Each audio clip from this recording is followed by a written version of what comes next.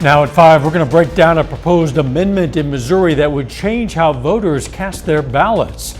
Plus, why emergency managers from 7 nations visited Joplin today, and from policy sessions to practice runs, both the Trump and Harris campaigns are gearing up for Tuesday's debate. I'm Skyler Henry in Washington detailing their strategies. The 4 states' most watched news starts now. A constitutional amendment added to Missouri ballots could change the state's voting laws. This is KOAM News at 5. I'm Dow Quick. This November, Missourians will vote on a ballot amendment that, if passed, would stipulate only U.S. citizens can vote in Missouri elections. While that's already law, another part of the ballot amendment would prohibit ranked choice voting. Ranked choice voting is where voters don't just vote for a singular candidate, but can instead rank their choices. Missouri does not currently have ranked choice voting, but the amendment would bar possible future use. The reason it's problematic is we have a concept of one person, one vote in this country. And on ranked choice voting, you don't have just one vote. You have multiple votes for multiple candidates on multiple issues. So the concept of the one person, one vote is done away with during that process. 5 other states have banned ranked choice voting since April of this year, including Oklahoma. On the Missouri ballot, a yes vote would be to prohibit ranked choice voting and multi-winner outcomes in state elections. City of Joplin today had some visitors from foreign nations. Emergency managers representing 7 countries came to Joplin to learn about the city's recovery following the 2011 tornado. A nonprofit, Global Ties KC, hosted the event where officials could share lessons learned about disaster response. That the people should not be isolated when they're thinking about the world's problems, like disaster preparedness. That when these visitors from around the world are able to connect with their counterparts and talk about best practices, solutions, what they're implementing, that is when the best connections are made. That's when those aha moments happen, and then we're able to take back those best practices to their countries. That event was hosted at Joplin's Mercy Park. Nice day out there today weather-wise. Let's check in with Chief Meteorologist Doug Heddy. Yeah, it turned out to be a fantastic day for us today. A little bit warmer than what we saw over the weekend, but still great outside. 84 in Joplin is where we stand. Also in the 80s in Pittsburgh, and it looks pretty good as we go through the evening hours. 83 in Carthage, 83 in Miami. Parsons is sitting at 84 degrees. Through the evening hours, we slide back through the 80s, 70s into the 60s, so another very comfortable night. However, we do warm up a little bit more as we go through the next few days. So by Tuesday, we get into the mid to upper 80s, and then by Wednesday, we should climb into the 90s. Thankfully, the humidity is not going to be that bad, but yeah, our temperatures are going to warm up. Also, we're watching the tropics. We have Tropical Storm Francine spinning just to the south of Brownsville. We could get a little bit of moisture from her later this week. We're going to talk about it here in just a bit. See you soon. Dream Big Little One is a nonprofit in Columbus, Kansas that provides beds to kids in need. They provide blankets, mattresses, stuffed animals, and more. Recently, they've faced issues with storage, unstable floors, and creating a secure location for families to load their new mattresses. Thanks to a $4,300 Heartland grant, they'll finally get the upgrades they've been wanting. The kids get very excited. They want to help. They want to unload and load up. So it's always just, we really have to keep an eye on the kids up front. So if we can utilize the back alley and load and all of that back there, then the kids are going to be in a lot safer atmosphere. Last month alone, Dream Big Little One gave 47 beds to children in need. The president of the organization says they're always looking for volunteers and donations. Candidates are engaged in last-minute preps ahead of tomorrow's first, potentially only, presidential debate. Skyler Henry is in Washington with details. Vice President Harris spent the day doing mock debates ahead of Tuesday night's matchup against former President Donald Trump. So her husband took her place on the campaign trail. If I say anything like, oh my God, there you are on TV again, or look at this poll, or you're doing so great, she just takes my head, says, we haven't won anything yet, and get back out there on the road. Staffers say Harris plans to stick to policy arguments, but will also look to show the differences between her and Trump at every chance. There's no floor for him in terms of how low he will go, and we should be prepared for that. We should be prepared for the fact that he is not burdened by telling the truth. This new video the Harris campaign released today shows then Trump administration officials criticizing their former boss. Anyone who puts himself over the Constitution should never be president of the United States. It should come as no surprise that I will not be endorsing Donald Trump this year. Trump is expected to continue his own line of attacks, slamming President Biden and claiming the country is doomed if Harris is elected. He is the worst president in history. She will be worse than him. She will be worse than him. And Trump is never wrong. I am never, ever wrong. The debate could go a long way toward determining who will be the next president. We've got the lead. You know what? We've got the people. We got to stop the cheating. If we stop that cheating, if we don't let them cheat, I don't even have to campaign anymore. We're going to win by so much. A new CBS News poll shows the race is a statistical tie in 3 of the most competitive battleground states. Skyler Henry, CBS News, Washington. Trump campaign spokesman Jason Miller says the former president can't do any better in this debate than he did against Joe Biden. He says if Trump ties Harris to the Biden administration record, then they're going to consider that to be a win. More than a dozen school districts across southeastern Kentucky have canceled classes, and some businesses are closed as the manhunt continues for a suspect who opened fire on an interstate highway Saturday. Authorities are looking for this man, 32-year-old Joseph Couch. They say he randomly shot at cars along the highway, injuring 5 people. All of the victims are expected to survive. One of Hollywood's most prolific actors has died. James Earl Jones was 93 years old. His stage and film career spanned more than 6 decades. Some of his most iconic roles included the voice of Darth Vader in Star Wars and Mufasa in The Lion King. The award-winning actor eventually moved from the silver screen to television, earning even more honors. No cause of death has been announced yet. Still ahead, we're going to meet a grandfather enjoying time with his family after recovering from a triple organ transplant. Plus, the new invention researchers say could help scientists test future vaccines. Those stories next in Health Watch. Topping today's Health Watch, researchers in France have created artificial cells that could be used to test vaccines. The lymphoid organ chips basically recreate the human immune system and can show whether a vaccine is effective. The study's authors say the COVID pandemic showed that sometimes vaccines have to be developed quickly, and these artificial organ chips could help with that. It was a very special Grandparents' Day this weekend for a patient who had a rare triple organ transplant this year. Michael George has his story.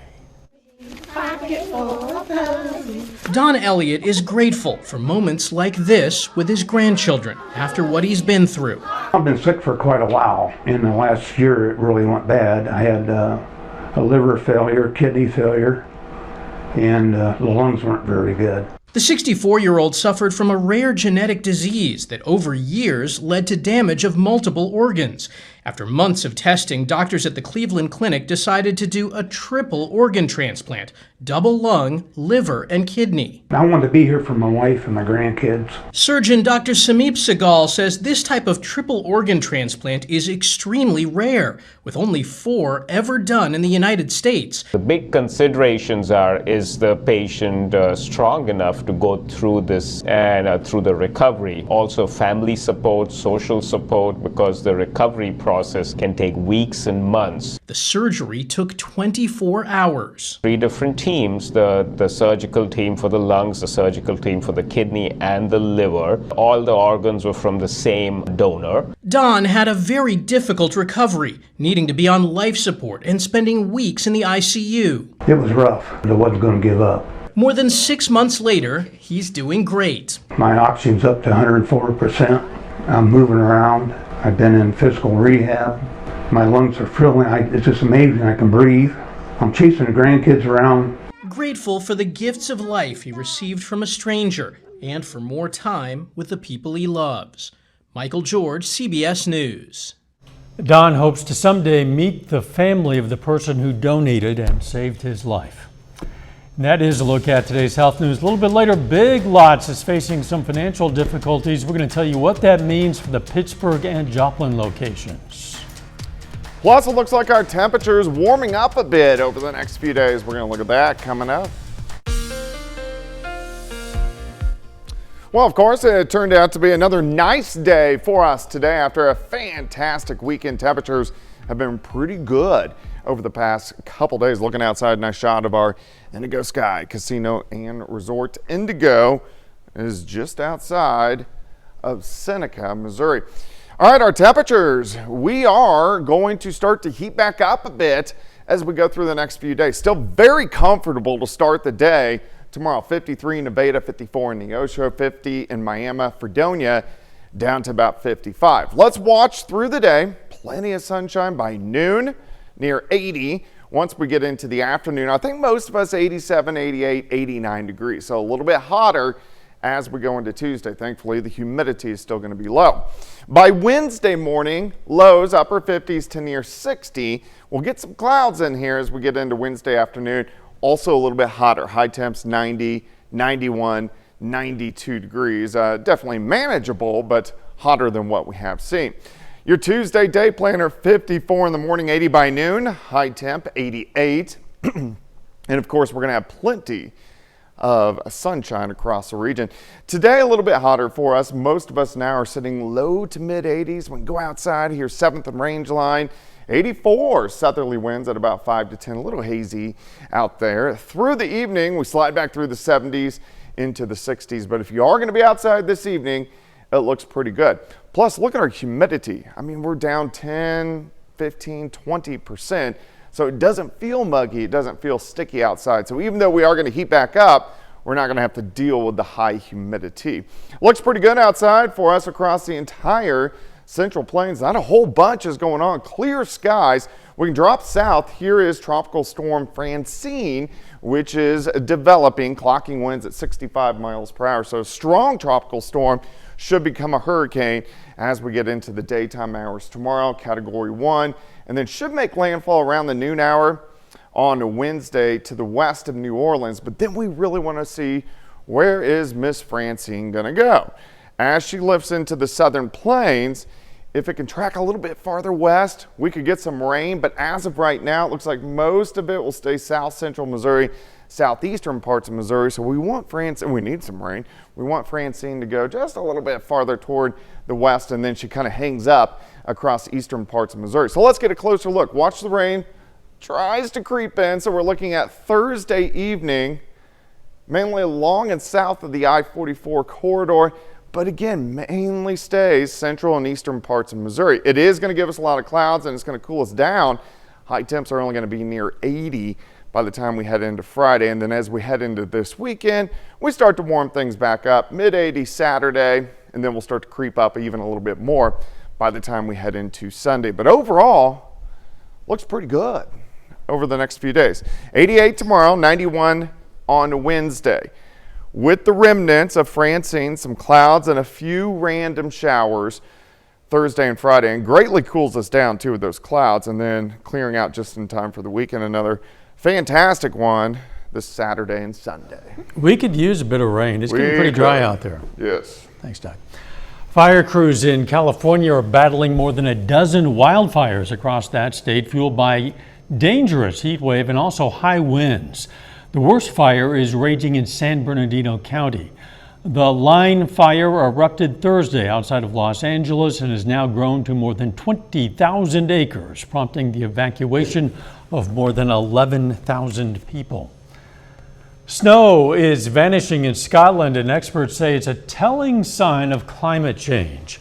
A patch of snow in the Scottish Highlands, believed to be the longest lasting in Britain, has been closely monitored since the 1800s. Nicknamed the Sphinx, it usually stays frozen through the summer. It melted only 3 times in the entire 20th century.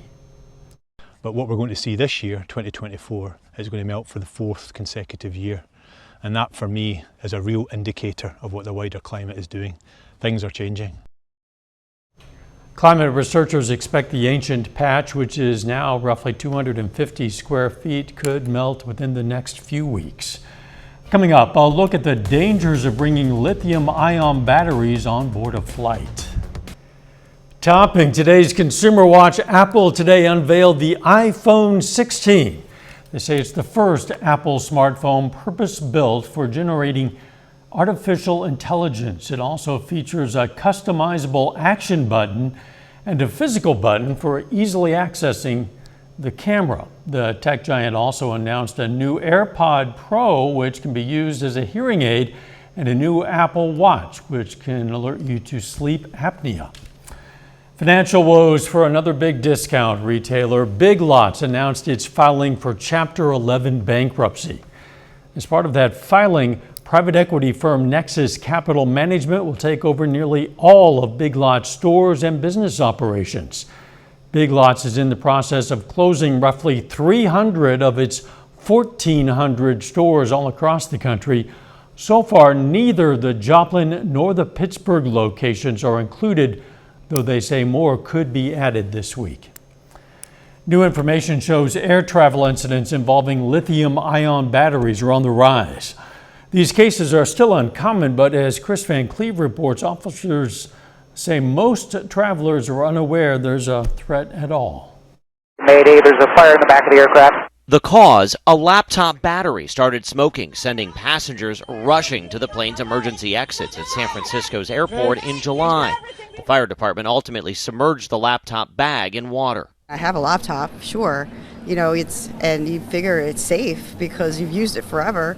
Though still rare, the number of smoke or fire events on airliners involving a lithium battery commonly found in electronics are on the rise, up 28% in the last 5 years. So far this year, there have been 37.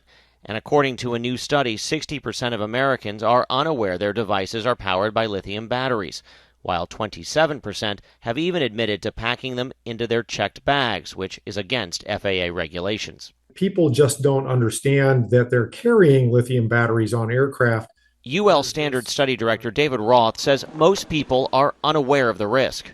Do these things happen on airplanes more than they happen other places? No, they don't. But the key issue here is that a lithium battery fire at 40,000 feet is a much more significant risk than a lithium battery fire, say, in a bus going down the road.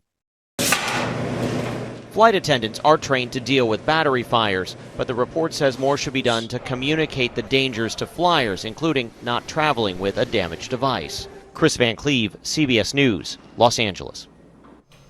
Boeing and the Machinists Union have reached a deal to avoid a 33,000-member strike. Union members praised the tentative agreement and said it achieves the union's goals. Boeing said the agreement provides raises totaling 25% over the 4-year life of the contract. It also provides improved contributions to 401k plans and reduced employee contributions for health insurance and more time off. Rank and file union members who build commercial jets still need to approve that deal. A final check of the forecast next.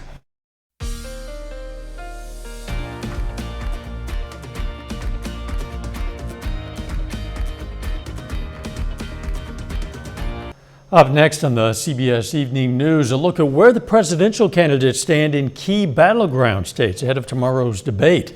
Then on KOAM News at 6, we're going to hear more about the proposed amendment in Missouri that would change voting rules. Plus, the Joplin Police Department sends out a warning about a scam involving a local bank. And Missouri Southern football hosts its weekly news conference following Saturday's rivalry game against Pitt State. Stay with us for the CBS Evening News and then KOAM News at 6. The weather looking pretty consistent over the next couple of days. It looks pretty good. We are going to heat up a little bit more, but the humidity is fairly low, so it's not going to feel terrible. 88 tomorrow, 91 on Wednesday, and then maybe a few showers in here Thursday and Friday. Thanks for joining us. The CBS Evening News is next, and of course, we're going to be right back here for KOAM News at 6. We'll see you.